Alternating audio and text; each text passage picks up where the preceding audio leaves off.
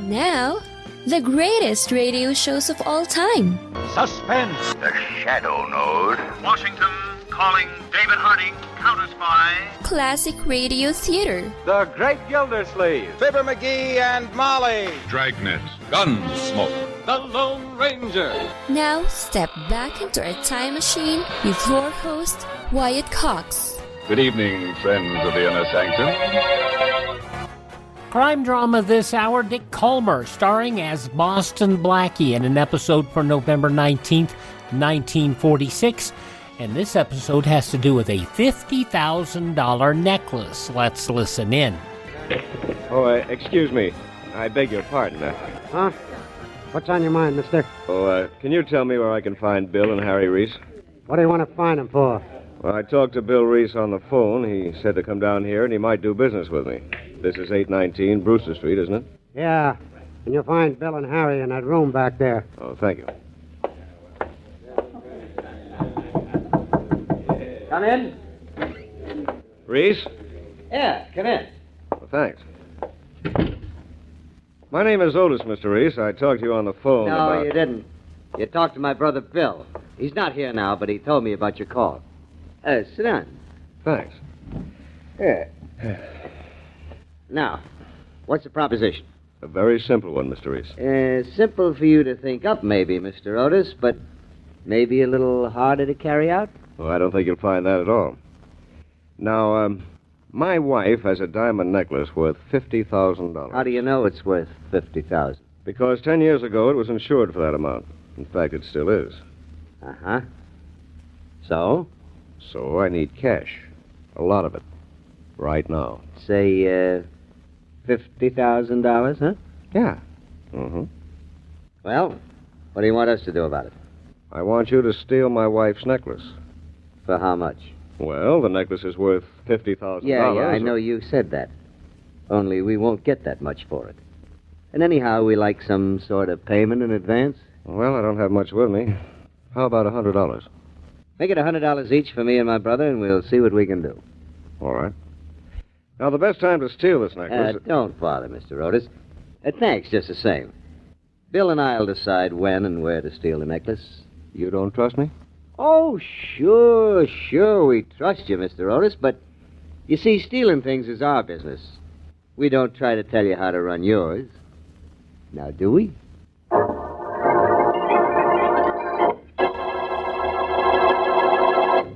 And now on to Dick Kollmar as Boston-Blackie. Enemy to those who make him an enemy, friend to those who have no friend.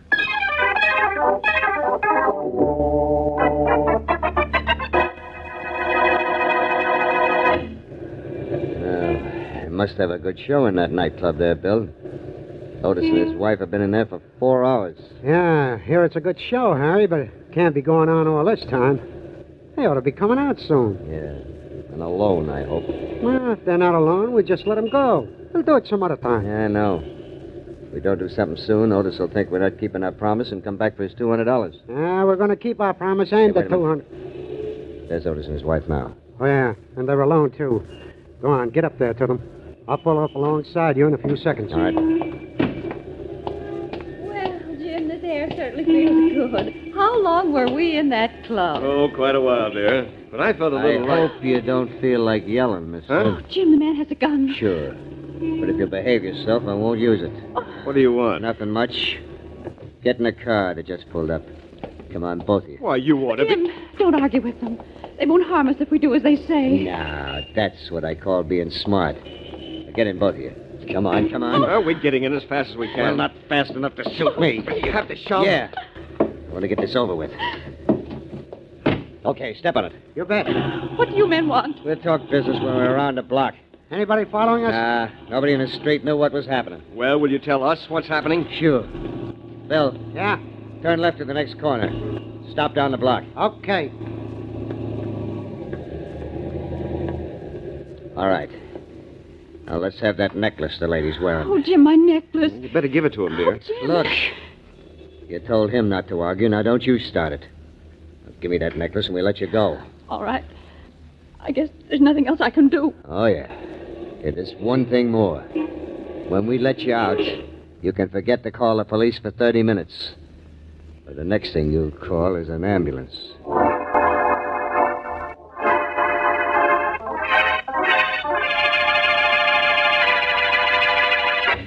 We were held up by those two men just a little after midnight last night, Inspector Faraday. A little after midnight, huh, Mr. Otis? Yes. And you didn't get a good look at the men, huh? No, it all happened too fast. Those planned things usually do. You think this was planned, Inspector Faraday? I sure do. They had a car waiting for you, didn't they? Yes, they did. And all they asked for was your wife's necklace? Yes. Then it was planned, all right. And there's probably a third person involved, too. Somebody who spotted you in the nightclub and saw your wife wearing the necklace. Well, I don't know about those things, Inspector. All I know is that necklace is worth $50,000. And even though it's insured, I want it back. Don't worry, Mr. Otis. You'll get it back. And fast. You mean it'll be easy? Sure. From the description you gave me, that necklace is going to be hard to get rid of. And, I have another reason for thinking this will be easy. What's that? Boston-blackie isn't mixed up in it. And when Blackie's not around to bother me, nothing bothers me.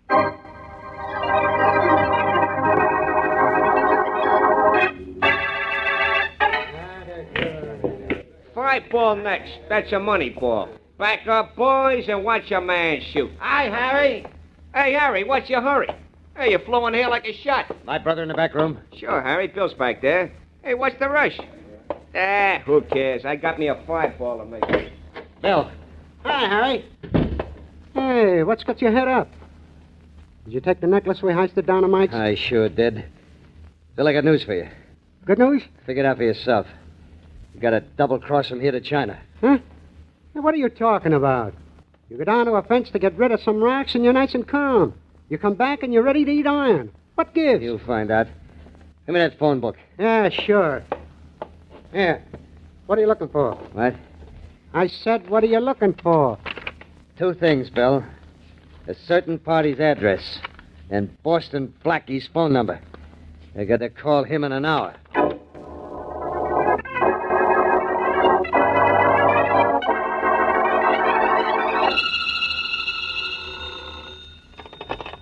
Hello. I want to speak to Boston-Blackie. Well, go ahead. This is Blackie. Good. Look, Blackie, I want to explain something about that diamond necklace. What diamond necklace? The one you have. Sorry, pal, but I haven't worn a diamond necklace in years. You don't understand, Blackie. This necklace isn't yours. And maybe this phone call isn't mine either. Who are you? That doesn't matter. I just don't want you to get excited when she brings you that necklace. All you have to When do she is brings to... me that... Who's she, and what necklace are you talking about? The necklace stolen from Mrs. Jim Otis last night. And the she is your girlfriend, Mary Wesley. What? I said don't get excited. It's okay. Miss Wesley has stolen the necklace, and you say it's okay? Sure it's okay. We just gave it to her. She had nothing to do with stealing it. A pal and I stole it. But now we don't want to have anything to do with it either. So? So you take over from here, Blackie. My pal and I are going to take off.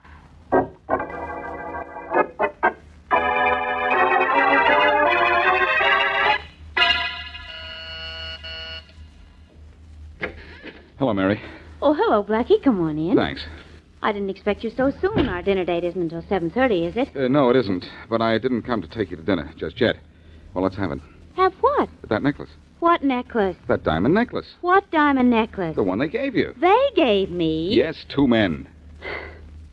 Blackie, do you feel all right? Fine, but I'll feel a lot better when I return the necklace to Faraday. I don't know what you're talking about. Two men gave you a necklace, Mary, a diamond necklace. I don't know why or when or where or how, but they gave it to you. Maybe to give to me. So now suppose you give it to me. Blackie, what's the matter with you? Has this been such a dull week that you're trying to dream up some excitement? I didn't dream that phone call I had a little while ago. Well, then somebody else has been doing the dreaming. I don't have a diamond necklace. You sure? Now, you know I wouldn't lie to you. No, but you might tell a little fib. You can't tell a little fib about a diamond necklace. I think somebody's trying to kid you. Oh, maybe. That somebody isn't you? Mm-mm. Well, I guess you'll just have to believe me. Oh, all right.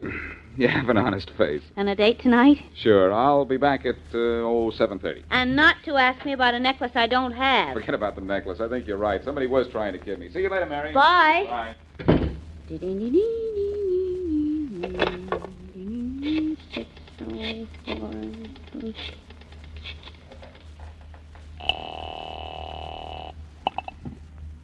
Faraday speaking. Hello, Inspector Faraday. This is Mary Wesley. And this is police headquarters. Don't bother me. I'm not going to bother you, Inspector Faraday. I'm going to help you. Oh, you are you? Well, I'm looking for a $50,000 necklace that was stolen last night. I suppose you know who has it and where it is. Yes, I do know, Inspector. I have it, and it's right here in my apartment.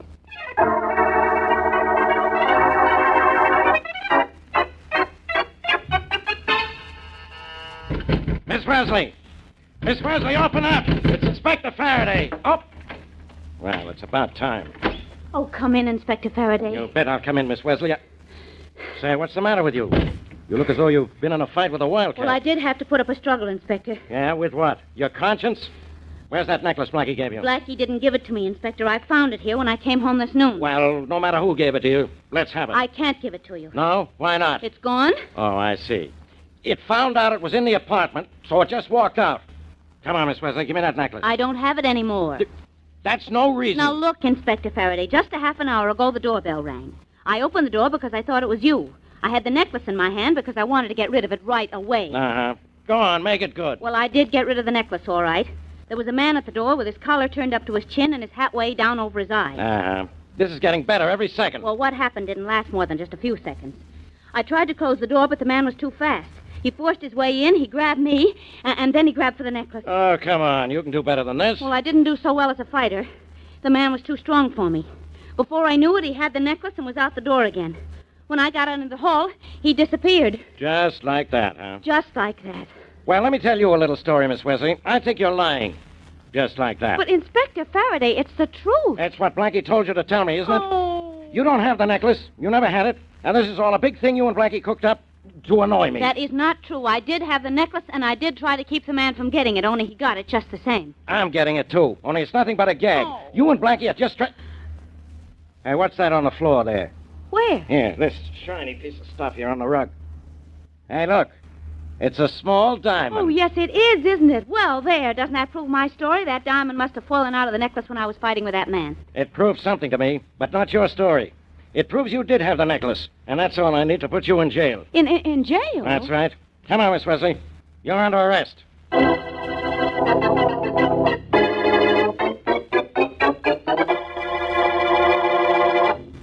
November 19th, 1946, Boston Blackie on Classic Radio Theater with Wyatt Cox. We always mention here on Classic Radio Theater with Wyatt Cox that Dick Kollmar plays Boston Blackie. We never mention the supporting characters, whom include Maurice Tarplin as Inspector Faraday. You remember him most from those spooky shows like the Traveler, the Mysterious Traveler. And Mary Wesley, played by Jan Miner. If you're my age, you remember her from the Palmolive dishwashing liquid commercial. She was Madge. Now more of Boston Blackie, November 19th, 1946. And now back to Boston Blackie.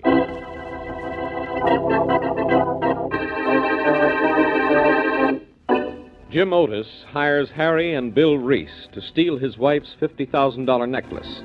They steal it, but for a reason not apparent, they give it to Mary Wesley, whom they think will give it to Blackie so that Blackie will give it to the police. But Mary tells Blackie she doesn't have the necklace. Later, when Inspector Faraday comes to Mary's to get it, she tells the inspector it was just stolen from her. But Faraday finds one of the diamonds in Mary's apartment and arrests her. As we return to our story, Blackie is in Faraday's office. Faraday, you let Mary out of jail. Will you quit pounding my desk, Blackie? You let Mary go, you'll be pounding a beat. Oh, you will you? Yes, and if your feet are as flat as your head, you'll be a flop at that, too. Well, I'm not letting Miss Wesley out of jail. But you can't hold it just because you found one tiny diamond in her apartment. No? Why not? She admits it was part of the stolen necklace. She says a lot of crazy things. She told me she didn't even have the necklace. She told me she did, until it was stolen from her. I don't care what she told you. You've got to let her go. I can't let her go. Why not? Because, she isn't even in jail. She's not? No. I'm just holding her here to teach her a lesson. Just for a couple of hours. You're not smart enough to teach anyone anything in 20 years. Now, I want to know why, if that diamond was part of the stolen necklace, why didn't you arrest her? Because it wasn't part of the stolen necklace. How do you know? Because I know a phony diamond from a real one. The diamond you found at Mary's was phony? Yeah. And the necklace stolen from Mrs. Otis was real. Insured for $50,000. Very interesting. Very interesting. Yeah? What's interesting about it? Oh, nothing much, Faraday. But if you'll just tell me where I can find Mary, maybe I'll tell you where you can find that stolen necklace.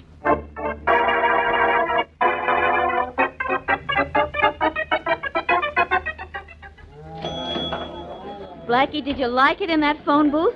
Or did Shorty have a lot to say? Shorty said enough to give me a start, Mary. Oh, Blackie, you aren't going to get mixed up in this, are you? I'm not in it far enough to be mixed up in it yet. But Mary. I lied to you about having that necklace just to keep you out of trouble. Now, please don't. Get into trouble? I won't.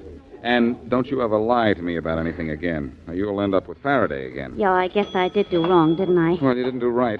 Shorty says he's sure the Reese brothers stole that necklace, but he doesn't have any idea where I can find Well, it. good for Shorty. Now we can go home and just forget all about the whole thing. Mm-hmm. You go home. In fact, I'm sending you home. Oh. Because Shorty told me something that gave me an idea. What?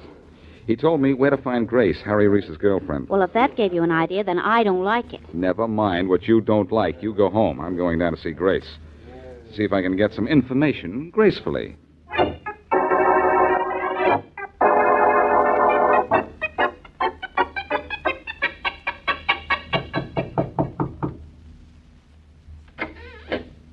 Yes? Hello, Grace. Hello yourself. Handsome? You don't know me, do you? No, but I think I ought to. Then you ought to let me in. Sure. Why not? Come in. Thanks. We'll get acquainted faster if I tell you I'm Boston-Blackie. Boston-Blackie, huh? Aren't you sort of on the wrong side of the tracks down here? I don't pay any attention to tracks except when I hear trains coming. Yeah. You look like an all right guy. But you didn't come down here to talk trains to me. What do you want? I want to find Harry Reese. And why come to me? Because you used to be Harry Reese's girlfriend. Wait a minute. Where do you get that used to be? Well, I don't think Harry has two girlfriends at a time, or have you always shared him with somebody else? I don't share anything with anybody. I'm strictly for Grace, and so is Harry. Or I'll know the reason why not. Well, I'll tell you the reason why not. It's Mary Wesley. Who's she? She used to be my girlfriend until Harry came along. Are you on the level? Sure. And I'm also on the lookout for Harry. So he's gone for your girlfriend, huh? Why, that Look, you let me double... take care of him, will you? Okay. You look like the guy who can do it, too. I can. But I've got to find him first. I'll tell you where you can find Harry. At 819 Brewster Street. Just ask one of the boys in the pool room in front where the Reese brothers are. They'll tell you. Thanks a lot. Okay. But look, don't tell Harry I tipped you off. I want him back when you get through with him. Don't worry, Grace. You can have him back. What's left of him.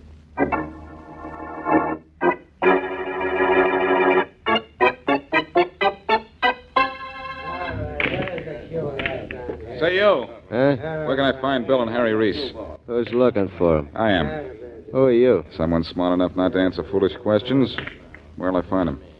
In that room back there? Thanks. Yeah, sure. Back the 6-ball, cross side. Hello, boys. Hey, don't you know how to knock? Sure, but I didn't want you to hop out the back way. Well, I did. Hey, Harry. Who is this guy?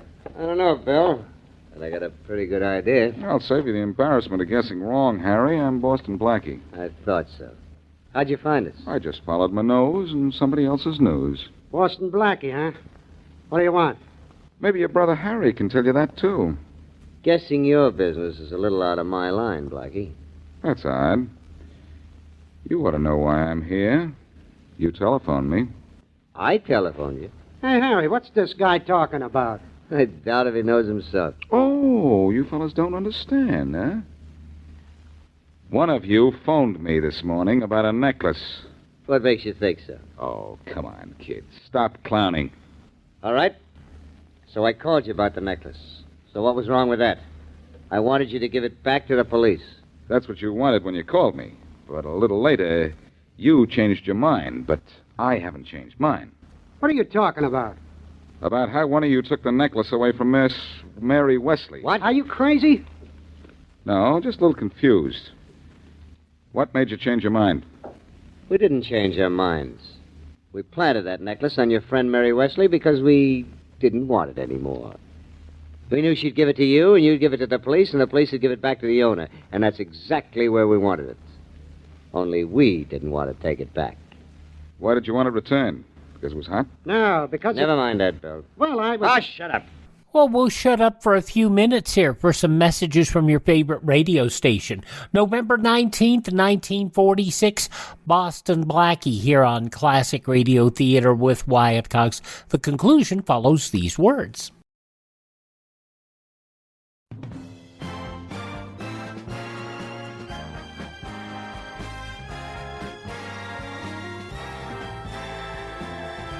Now on Classic Radio Theater with Wyatt Cox, the conclusion of Boston-Blackie, November 19th, 1946.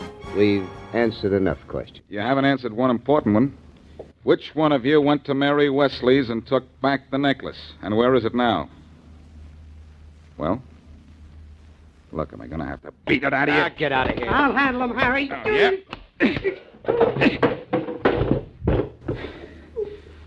When you get up off the floor, be a good boy, Bill, or I'll have to knock you down there again. Yeah, what are we going to do with this guy, Harry? Not what you're thinking, Bill.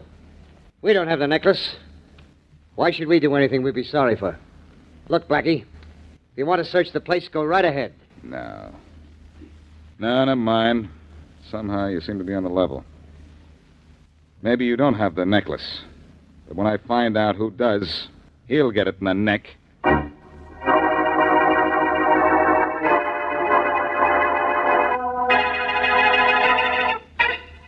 Get out of my office, Blackie. I'm not holding Miss Wesley now. I know that, Faraday. And don't hold your breath until you find that missing necklace. No. So all of a sudden, you're worried about my health. Yes, I was just thinking how dull life would be if you got sick and a smart cop got your job. Well, you listen to me, Blackie. No, you listen to me. We'll both hear something worthwhile. I know who stole that necklace from Jim Otis. Oh, you do you? Yes. Bill and Harry Reese. Oh, they did they? I suppose they told you all about it. Yes, but they don't have it now. They got rid of it by giving it to Mary. Well, now, isn't that nice? Two professional crooks lift a $50,000 necklace, decide they don't like it, and so they just give it to Miss Wesley. Now, what kind of sense does that make? It makes a lot of sense if you can guess why they didn't like it. I don't make dumb guesses. Well, they aren't originally. They just come out that way. No. I guess you're going to let me use your phone, aren't you? No. All right. So once in 30 years, I guess wrong. Pick up the receiver on that other phone there. I want you to hear this conversation I'm going to have. Who are you calling? Listen and find out. Okay. But if this is another one of your... Wyatt. In case you want to know how I know this fellow's number, I looked it up in the phone book outside. I don't want to know anything about you. Good.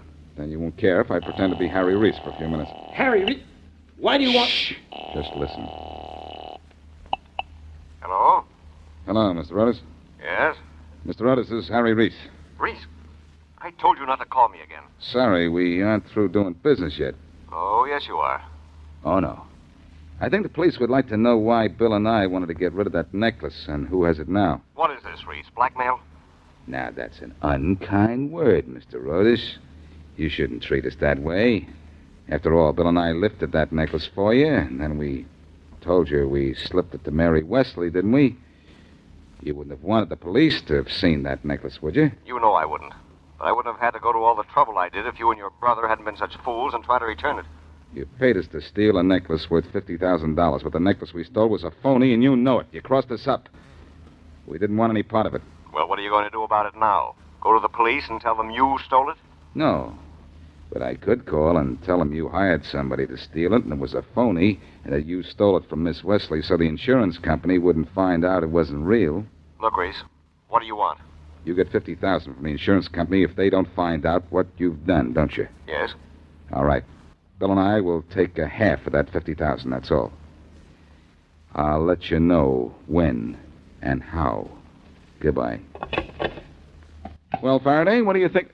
Hey, where are you going? Where do you think I'm going? Otis hid the real necklace, hired the Reese brothers to steal a phony, and he's trying to collect $50,000 insurance on it. I'm placing him under arrest. I just figured this whole thing out. Well, what are you laughing at? My own stupidity, Faraday. I thought I figured it out.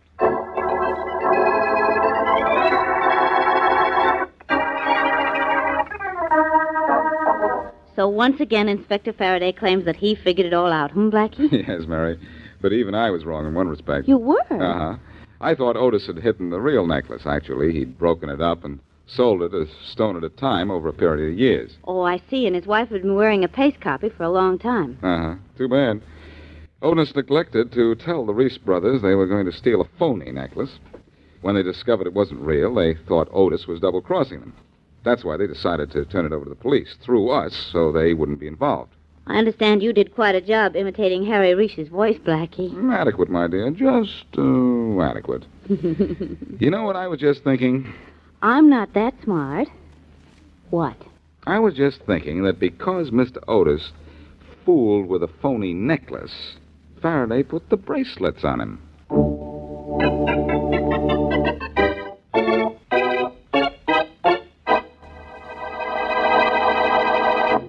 Oh, what a horrible pun. Boston Blackie, November 19th, 1946, on Classic Radio Theater with Wyatt Cox. Now on Classic Radio Theater with Wyatt Cox, an episode of the soap opera Claudia. This episode goes back to November 19th, 1948. And now, Claudia. Oh, come on. Now have another cup of coffee, Roger. Yeah, come on, Roger. Have Yeah, I one. didn't realize you were left-handed, Roger. Left-handed? No. I am not left-handed. You must be, even if you don't know it. You're holding your coffee cup in your left hand. Oh, that. It's not a choice, and it is awkward. Your right arm's out of commission, is that it? Just slightly. Mm-hmm. That's why you were tossing around and not sleeping, as you said. Go to the head of the class, David. Well, what is the matter with your arm, Roger? Touch of neuritis. Oh, dear. And that's all we're going to say about it.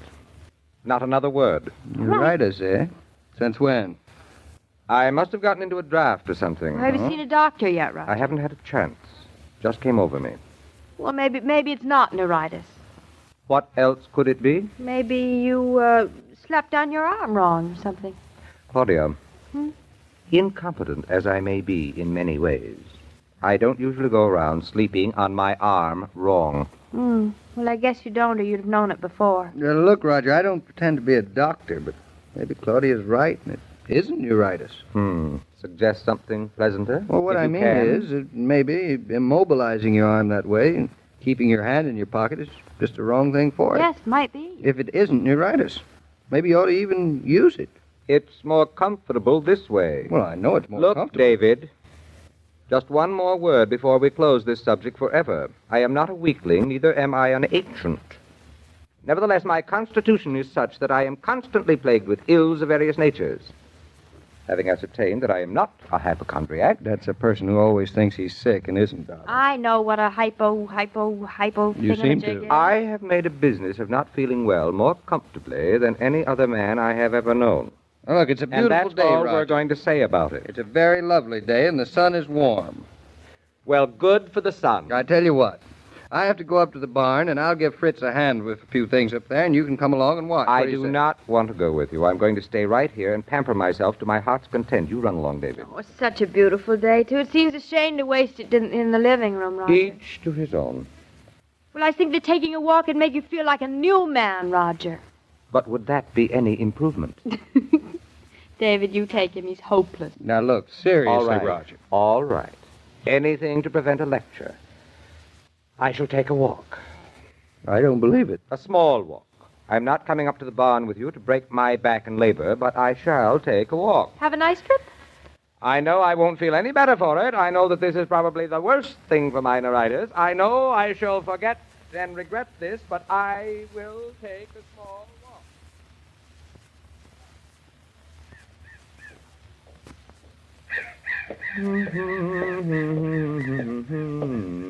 Hi there, friend. Tucker here. Oh, Mr. Tucker. Hello. Where you ambling, Mr. Killian?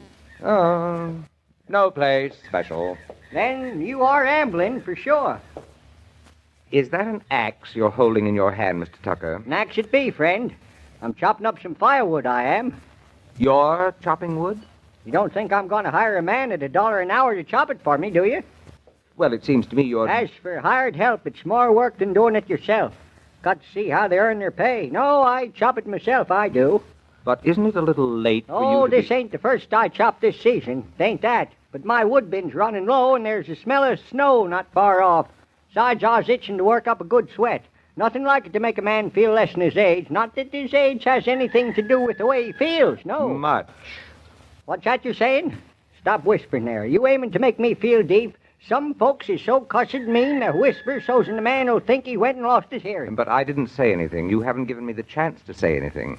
Anything special you wanted to say? No, but... Well, then, what are you beefing about? But I... Some folks always complaining. Hold a conversation with them, all they do is complain.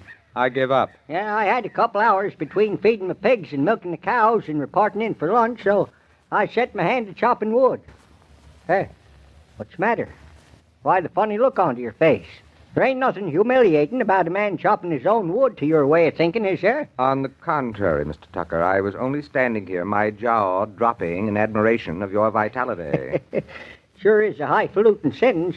I take it you're meaning that a man of my age don't usually go around chopping his own wood, hey? Is it wise? Is it healthy? Well, it sure is wise. Saves me a pretty penny. And as for it being healthy, there ain't nothing like a bit of exercise to set your blood flowing through your veins. And just so that it doesn't overflow. Nope, I wouldn't say that any man ever hurt himself by bending a muscle. Matter of fact, most men get carried off to their graves without their having used up even the half of their stamina and their muscle. I've always thought by the time a man gets carried off to his grave, he'd used himself up completely. Oh, that's a fallacious idea, that is. Most people even die with a full set of teeth into their heads. Fools. They ain't had sense to wear out their uppers and lowers. That's a new way of looking at it. Well, lots of folks get themselves buried when they can hear and see just about as good as a colt. Now, I'm asking you, Mr. Killian, as an architect, that is, ain't that a waste of perfectly good apparatus? I hadn't thought of it like this before. Yeah, you won't catch Jared Tucker making that mistake. No, sir, you won't. When I get carried off to be planted neath the petunias, won't be burying nothing worth more'n about 5 cents. That's an ambition worth working for, I must say. Already used up my teeth. Yeah, wore 'em right down to the nub before I let the medico pull 'em out. Now I'm getting so's I can't see so good out of my left eye. Right one's just as sharp as a foxhole. And as for me hearing, there ain't no rooster crowing in the morning far up his Bridgeport. It don't wake me up. Then, according to your plan, Mr. Tucker, you have a great many years and parts left to work your way through. Oh, I'm only 86. Some folks like to make up stories, say I'm near 90, and then I got 1 foot closer to 95. But that's just a lot of hogwash. I ain't a day older than 86. I ain't a day younger, either. And I dare say you'll still be chopping wood at 90. You're darn tootin' I will. I wish that I had your conceit and some of your muscles. Well, you'll never have any muscle if you just stand around talking about it, except the muscles in your jaws. I'm afraid convictions must come first. Well, then, man, convict yourself. Here's my axe. Your axe? What do I want with your axe? And there's a wood pile. Start chopping. You mean I should chop the wood? You was just saying you would like to follow my example. Oh. Matter of fact, them what does like Tucker does right. Trouble with you, Mr. Killian, you've been an architect too long. Time you stopped telling folks what to do and started doing them yourself. Now you grab the axe like so. But I don't want to grab the axe. Your wanting ain't got nothing to do with it.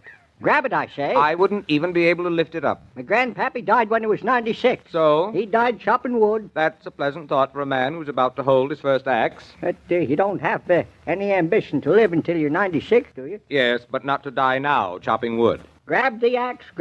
Enough of this here palaver. But, Mr. Tucker, let me explain to you. I can hardly take my right arm out of my pocket. I have a very severe case of neuritis. Neuritis is balderdash.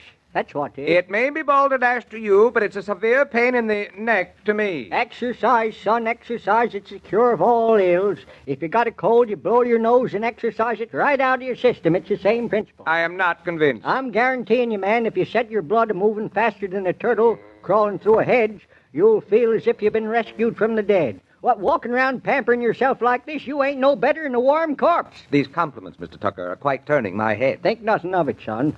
I'm a free man with words. Don't cost me a thing. Now, I ain't going to plead with you. It's for your own good. If you've got any sense, you'll do just as I say. Don't you think I'm a good specimen of a man for 86, eh? Well, I've never seen a fitter. Good. As a matter of fact, your energy is one of the things that speaks louder than your words. I'm half tempted. Oh, but no, it's ridiculous. I could no more lift this axe You than I don't could... grab hold of it, it's going to drop on your toe and chop it clean off. All right, give it here. I'll try and... Oh, good Lord, it weighs a ton. You're holding it fine. Now swing it up over your shoulder. Swing this thing up? Correct. Heave ho. Oh! And down it comes on this here log. That wasn't too bad. Now lift it up. And down it comes. Lift it up. Down it comes. I'll be gol danged if you ain't a wood chopper to heart.